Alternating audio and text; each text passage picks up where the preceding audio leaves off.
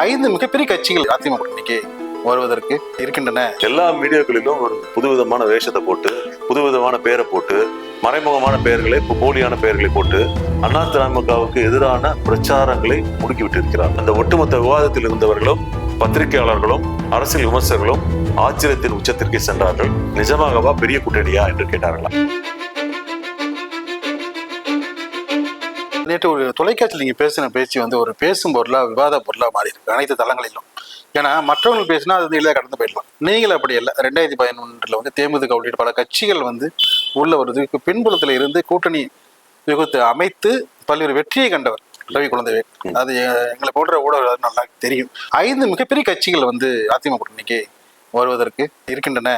திமுக என்ன பண்றாங்கன்னா, சொன்னீங்க அதிமுக தேரவே தேராது, ஜெயிக்கவே ஜெயிக்காது, இதோட கடன் முடிஞ்சு போச்சு, அங்க ஒன்றும் இருக்கிறதுக்கு ஒன்றும் விஷயம் இல்லை அப்படிங்கிற மாதிரி ஒரு பொய்யான பிரச்சாரத்தை கட்டவிழ்த்து விட்டு இருக்கிறார்கள். இதற்கு மேல பாத்தீங்கன்னா 180க்கும் மேற்பட்ட பேச்சாளர்களை உருவாக்கிறேன் என்ற பெயரில் அவர்களை வாடகைக்கு விடக்கூடிய, வாடகை விடுகிறவர்களை தேர்ந்தெடுத்து எல்லா மீடியாக்களிலும் ஒரு புதுவிதமான வேஷத்தை போட்டு, புதுவிதமான பெயரை போட்டு, மறைமுகமான பெயர்களை, போலியான பெயர்களை போட்டு அதிமுகவுக்கு எதிரான பிரச்சாரங்களை முடுக்கிவிட்டு இருக்கிறார்கள். சரியா? இதுல ஏதாவது கொஞ்சமா ஒரு 0.1% உண்மை இருந்ததுன்னா அது சரி, என்ன பேசுறாங்களோ பேசிட்டு போட்டு விட்டுறலாம். முற்றிலும் பொய்யான செய்திகளே பேசிட்டு இருக்காங்க. இதற்கு நடுவுல விவாதங்களில் பாத்தீங்கன்னா மற்ற கட்சிக்காரர்களோ இல்ல அரசியல் விமர்சகர்களோ இல்ல பத்திரிகையாளர்களோ பேசும்பொழுது அதிமுகவிற்கு எதிர்காலமே இல்லை என்ற கோணத்திலேயே பேசிக் கொண்டிருக்கிறார்கள். அது உண்மையான கூற்று அல்ல. அண்ணா திராவிட முன்னேற்ற கழகம் என்பது இன்று நேற்று முளைத்த கட்சி கிடையாது. கிட்டத்தட்ட 52-53 வருடம் கடந்து போயிட்டு இருக்கு. 30 வருடத்துக்கு மேல ஆட்சியில் இருந்து ஒப்பற்ற தலைவர்களான புரட்சி தலைவியின் கீழே இருந்துட்டு அதுக்கப்புறம் இப்ப பாத்தீங்கன்னா புரட்சி தமிழர் எடப்பாடியார் அவர்கள் தலைமையில 4 வருஷத்துக்கு மேல ஆட்சி சிறப்பா பண்ணியிருக்கோம்.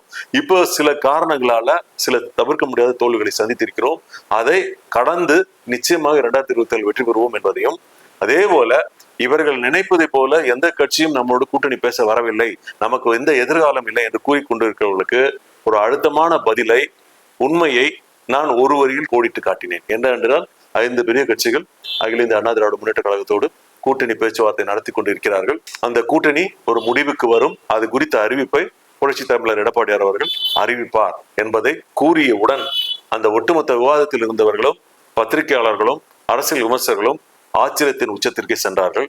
நிஜமாகவா பெரிய கூட்டணியா என்று கேட்டார்கள். அவர்கள் எள்ளி நகையாடுவது என்னவென்றால், சின்ன சின்ன கட்சிகள் இருக்கும் பாருங்க, ஒரு சீட்டு வாங்குறவன், சும்மா ஆதரவு கொடுக்குறவங்க, இந்த மாதிரி கட்சிகளை வச்சுதான் நாங்கள் கூட்டணி அமைப்போங்கிற மாதிரி ஒரு நக்கல் நையாண்டியாக அவர்கள் கேள்வி எழுப்பும் விதத்தில் எழுப்பினார்கள். அப்பொழுது நான் சொன்னேன், மிகப்பெரிய கட்சிகள் 5 கட்சிகள் அண்ணா திராவிட முன்னேற்ற கழகத்தோடு 2026 தேர்தலில் கூட்டணி அமைப்பதற்கு உண்டான வியூகம் அமைத்து முழுமை பெறும் நிலையில் உள்ளது.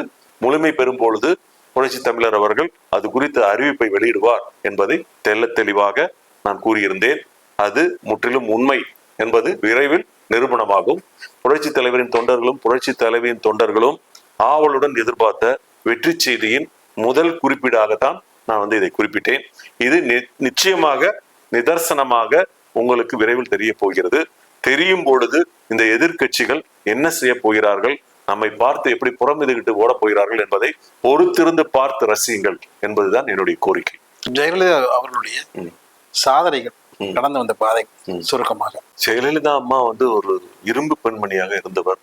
நீங்க பாத்தீங்கன்னா அகில இந்தியாவிலையும் பாத்தீங்கன்னா பிரதமர் இந்திரா காந்தி ஒரு இரும்பு பெண்மணி என்று குறிப்பிடுவார்கள். அதே போல தமிழகத்தில் அப்படிப்பட்ட ஒரு மிகப்பெரிய ஆளுமையாக இவரெல்லாம் என்ன செய்துவிட போகிறார் என்று எள்ளி நகையாடுகிறவர்களை புரட்சி தலைவரின் மறைவுக்கு பிறகு இந்த கழகத்தை எடுத்து நிறுத்தி மிகப்பெரிய வெற்றியை காண்பித்து மிகப்பெரிய அரசியல் சாதனைகளை அசாத்தியமாக செய்து காட்டி, கருணாநிதிக்கு எதிராக எம்ஜிஆராலேயே கஷ்டப்பட்டு கொண்டிருந்த நேரத்துல இப்போ ஜெயலலிதா ஒரு பெண், எப்படி இவர் சமாளிப்பார், அவருக்கு ஈடு கொடுக்க மாட்டார், கட்சியை கலைத்து விட்டு ஓடி விடுவார், வெளிநாட்டுக்கு ஓடி விடுவார் என்று கூறியவர்களை மூக்கில் விரல் வைத்து பார்க்கும் அளவிற்கு அசாத்தியமான சாதனைகளை செய்து அவர்களை எல்லாம் ஓட விட்டு இவர் உயிரோடு இருக்கும் வரை அவர்களுக்கு வெற்றி என்பது எட்டாக்கனியாகவே இருக்கும் நிலைக்கு தள்ளியவர் புரட்சி தலைவி மாண்புமிகு அம்மா அவர்கள். அவர்களுடைய நினைவு நாள்ல தான் இந்த இதை நான் கண்டிப்பா சொல்லியிருந்தேன். அதே போல அவர்கள் எதிர்பார்த்ததை போல இன்னும் பல நூற்றாண்டுகள் இந்த கட்சி வலுப்பெற்று ஆட்சி அமைக்கும், இந்த தமிழ் மண்ணை ஆளும் தமிழர்களுக்கு நல்லது செய்யக்கூடிய ஒரு கட்சியாக ஒவ்வொரு தலைவர்கள் உருவெடுப்பார்கள், வருவார்கள் என்ற உறுதியான நம்பிக்கையோடு எல்லாரும் எதிர்பார்த்து காத்து கொண்டிருக்கிறோம். எடப்பாடியார் புரட்சி தலைவர் அம்மா இறந்ததுக்கு அப்புறம் இந்த கட்சியை வழி நடத்துறதுக்கு யாருமே இல்லைன்னு சொன்னாங்க. ஒரு சாதாரண தொண்டனாக இருந்த, எங்கோ ஒரு மூலையில சேலத்தில் பிறந்த அவர் தமிழ்நாட்டை ஆளக்கூடிய ஒரு முதல்வராக வரவில்லையா? அவர் நான் முதல்வராக வருவேன் எதிர்பார்த்திருப்பாரா? கண்டிப்பா எதிர்பார்த்திருக்கவே மாட்டார். அப்படிப்பட்ட தொண்டன் தன்னுடைய கடமையுடன் புரிந்து அந்த கட்சியை எடுத்து நிறுத்தி ஆட்சியை காப்பாற்றி கொண்டு போனார். அதே போல அவருக்கு அடுத்தபடியாகவும் இன்னொருத்தர் உருவாகிதான் ரெடியா இருப்பாரு. அவரும் விரைவில் வருவார். அவர் காட்டுவார், கை காட்டுவாரு, அவருக்குரிய இதெல்லாம் செய்வாரு. அது போல வாழையடி வாழையாக வளர்வதை போல கழகம் கண்டிப்பாக எவ்வளவு பெரிய சூழ்ச்சி வந்தாலும் சதி வந்தாலும் அதையெல்லாம் வென்று நிச்சயமாக 2026 வெற்றிக்கனியை நாம் பறிப்போம் பறிப்போம் பறிப்போம், உறுதியாக பறிப்போம். விஜய் ஆதவர்ஜினா சந்திப்பு, அதாவது நூலை வெளியீட்டு விழா, அதுக்கு பிறகு எப்படி தமிழக அரசியல் அதிர்வலைகள் எப்படி இருக்கும்? திமுக கூட்டணியில் இது சம்பந்தமா பல்வேறு விஜய் ஒரு பிரபலமான நடிகர், ஏற்றுக்கொள்கிறோம். இளைஞர், ஏற்றுக்கொள்கிறோம். அவர் ஒரு கட்சி ஆரம்பிக்கிறார், சந்தோஷம், வாழ்த்துக்கள். அதே போல அவர் யாருடன் கூட்டணி அமைப்பா என்ற பெரிய கேள்வி எழுந்திருக்கிறது. அவர் ஒரு விஷயத்தை தெளிவுபடுத்தி விட்டார். மத்தியில பாஜகவோடு கூட்டணி கிடையாது என்று ஏற்றுக்கொள்ளவில்லை என்று சொல்லிவிட்டார். அதே போல மாநிலத்தில் ஊழல் ஆட்சி செய்து கொண்டு இருக்கிற இவர்கள் திமுகவை ஏற்றுக்கொள்ள மாட்டேன் என்று சொல்லியிருக்கிறார். ஆகவே அவர் யாரை முடிவு பண்ண போகிறார் என்று எங்களுக்கு தெரியவில்லை. அவர் ஒருவேளை எங்களோடு கூட்டணிக்கு வந்தால் கண்டிப்பாக அதிமுக தொண்டர்கள் மகிழ்ச்சி அடைவார்கள். மக்களுக்கு நல்ல செய்யக்கூடிய பணியில் நீங்களும் கலந்து கொண்டு பங்கு பெற்று மக்களுக்கு நல்லதை செய்யலாம் என்பதை எல்லாரும் எதிர்பார்ப்பார்கள். அதுல அவர் விருப்பம்தான் முக்கியம்.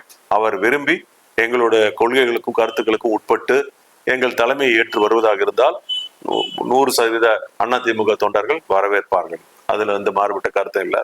அதே போல ஆதவ அர்ஜுனா நீங்க திருமாவளவனுடைய மனசாட்சியாகத்தான் பிரதிபலித்துக் கொண்டிருக்கிறார். அவர் தானாக சுயமாக எந்த கருத்தையும் சொல்லவில்லை. இதற்கு நடுவே விடுதலை சிறுத்தைகள் கட்சியிலிருந்து திருமாவளவன் அவர்கள் எடப்பாடி அவர்களுக்கு, புரட்சி தமிழர் எடப்பாடியார் அவர்களுக்கு முதலமைச்சர் கருத்து சொல்லாமல் வேற விதமா ஒரு கருத்து சொன்னதை அவர் எச்சரிக்கை செய்து கண்டித்திருக்கிறார். யாராக இருந்தாலும் முதலமைச்சர் எதிர்கட்சி தலைவராக இருந்தாலும் எந்த ஒரு குடிமகளாக இருந்தாலும் அவங்களுக்கு கேட்கிற கேள்விக்கு பதில் சொல்ல கடமைப்பட்டிருக்கிறீர்கள் என்பதை ஒரு தமிழராக தன்மானத்தோடு எச்சரிக்கை செய்து இந்த நடவடிக்கைகளை மாற்றிக்கொள்ள வேண்டும். பல்வேறு அரசியல் காரணம் சொல்லியிருக்காரு. அது உண்மையிலேயே மனதார நாங்கள் பாராட்டுகிறோம். நன்றி.